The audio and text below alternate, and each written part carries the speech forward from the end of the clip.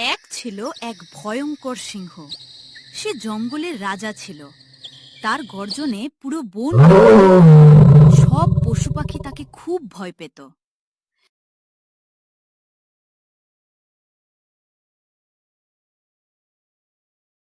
একদিন দুপুরে পেট ভরে শিকার খেয়ে সিংহ একটি বড় গাছের নিচে ঘুমিয়ে পড়ল।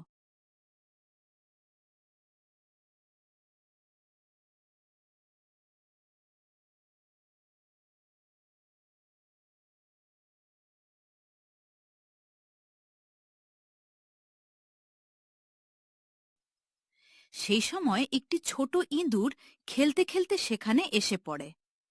ইঁদুরটি দৌড়াদৌড়ি করতে করতে হঠাৎ সিংহের শরীরের ওপর উঠে গেল। এতে সিংহের ঘুম ভেঙে গেল। রাগে সিংহ গর্জন করে ইঁদুরটিকে তার বড় থাবার নিচে চেপে ধরল।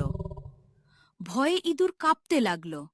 সে কাঁদতে কাঁদতে বলল, মহারাজ, আমাকে ক্ষমা করে দিন। আমি ইচ্ছা করে আপনার ঘুম ভাঙাইনি। যদি আজ আমাকে ছেড়ে দেন, একদিন আমিও আপনার উপকার করব। ইঁদুরের কথা শুনে সিংহ হেসে উঠল। সে ভাবল, এত ছোট একটা প্রাণী আবার কিভাবে তার উপকার করবে। তবুও তার মনে দয়া হল, তাই সে ইঁদুরটিকে ছেড়ে দিল। ইঁদুর প্রাণ বাঁচিয়ে দ্রুত নিজের গর্তে চলে গেল।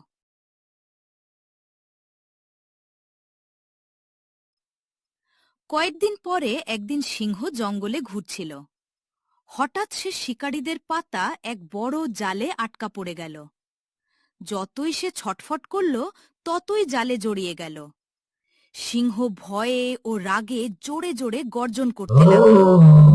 তার গর্জন শুনে সেই ছোট ইঁদুরটি সেখানে এসে হাজির হল। ইঁদুর দেখল সিংহ সত্যিই বিপদে পড়েছে। সে সঙ্গে সঙ্গে কাজ শুরু করল। তার ধারালো দাঁত দিয়ে জালের দড়ি কাটতে লাগল। অনেকক্ষণ চেষ্টা করার পর জাল কেটে গেল এবং সিংহ মুক্ত হল। সিংহ খুব খুশি হল। সে ইঁদুরকে বলল, তুমি সত্যিই আমার প্রাণ বাঁচিয়েছ। আমি ভেবেছিলাম তুমি খুব ছোট, তাই কোনো কাজেই আসবে না। কিন্তু আজ বুঝলাম, ছোট হলেও সবাই গুরুত্বপূর্ণ। ইঁদুর হেসে বলল, মহারাজ, কাউকে ছোট ভেবে অবহেলা করা উচিত নয়। সুযোগ পেলে ছোটরাও বড় কাজ করতে পারে।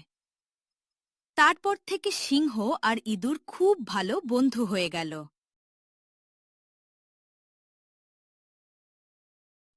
জঙ্গলের অন্য প্রাণীরাও এই ঘটনা থেকে শিক্ষা পেল।